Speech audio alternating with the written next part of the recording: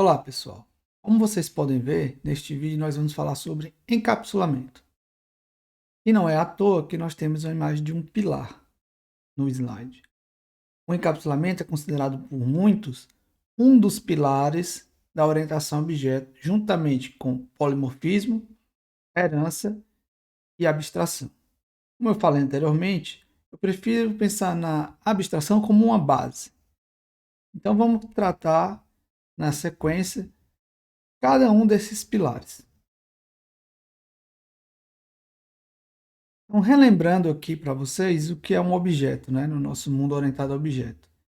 A nossa unidade modular, a programação orientada a objeto, que é composta de dados, que é onde tem suas variáveis internas, o valor de suas variáveis internas, que a gente chama de atributos, na terminologia óbvia, a gente vai se referir principalmente quando a gente estiver programando, a gente vai falar de classes, de objetos e seus atributos, e de comportamento, né, que são as ações que aquele objeto pode realizar. E quando a gente estiver programando, escrevendo as classes, a gente vai chamar de métodos, que vocês podem pensar como funções, mas em OO a gente chama de métodos. E o encapsulamento, ele está relacionado com isso como uma forma realmente de encapsular esses atributos em métodos, como se fosse realmente por uma cápsula. Então, você tem aí a abstração da classe, que compõe os atributos e os métodos, e o encapsulamento ele fornece essa cápsula, essa proteção para essas partes do meu objeto. Então, a ideia do encapsulamento, esse conceito, é justamente de restringir o acesso ao estado interno do objeto.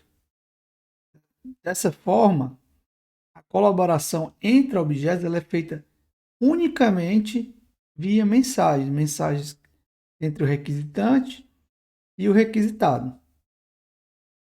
E dessa forma eu consigo esconder, via encapsulamento, esconder a maneira com que o objeto requisitado vai realizar aquela tarefa. Então você manda uma mensagem, o outro objeto responde, mas o objeto que enviou a mensagem ele não sabe como aquela tarefa vai ser realizada. Então, um exemplo aqui, vamos supor que você tem um carro elétrico e aí você quer carregá-lo. É como se você mandasse uma mensagem para a tomada, conectando o carro na tomada, e a maneira como ela vai fornecer energia ela é desconhecida para você. Você apenas mandou a mensagem, recebeu a resposta e está ali funcionando. Você não sabe o que está acontecendo internamente. Falando mais na terminologia utilizada em OO, a gente fala que o objeto possui uma interface ou uma interface de serviço.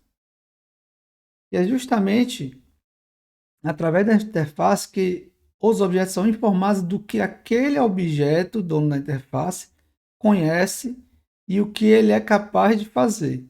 E aí eu retrouxe aqui a figura que a gente falou lá na primeira aula sobre objeto. E essa interface define as ações que o objeto pode realizar. Então, aqui fazendo uma analogia com as células, eu tenho diferentes receptores que são diferentes ações e que, consequentemente, determinam as diferentes mensagens que o meu objeto pode tratar, responder. E dentro dessa casca, desse encapsulamento, eu tenho o estado interno, que ele pode mudar de acordo com a interação que aquele meu objeto recebe, mas ele fica protegido de forma que outros objetos não percebam o que está acontecendo. E ainda mais, além disso, eu posso ter também outros comportamentos e ações que só não são expostos pelo encapsulamento. Certo? Então, assim, um exemplo que a gente pode dar, que você lida com a interface, você esconde essa implementação. Pense num carro manual. Como é que você passa as marchas? E depois você pensa num carro automático.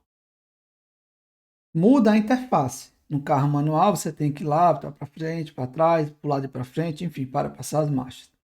Num carro automático, a interface é diferente, mas e a implementação e a complexidade desse objeto, né, dessa situação, desse comportamento, ele está totalmente escondido. Tanto no manual, você não precisa saber como um carro manual funciona em termos de motor, câmbio, giro, etc. Você tem que saber a hora de passar e usar a interface. A mesma coisa no carro automático. Você não precisa saber como funciona um câmbio automático. Você precisa utilizar a interface corretamente.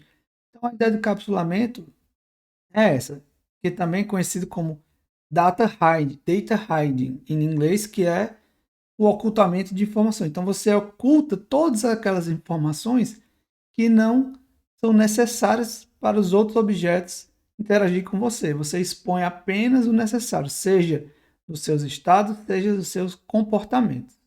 Então, esse é o conceito de encapsulamento no nosso contexto de orientação a objetos.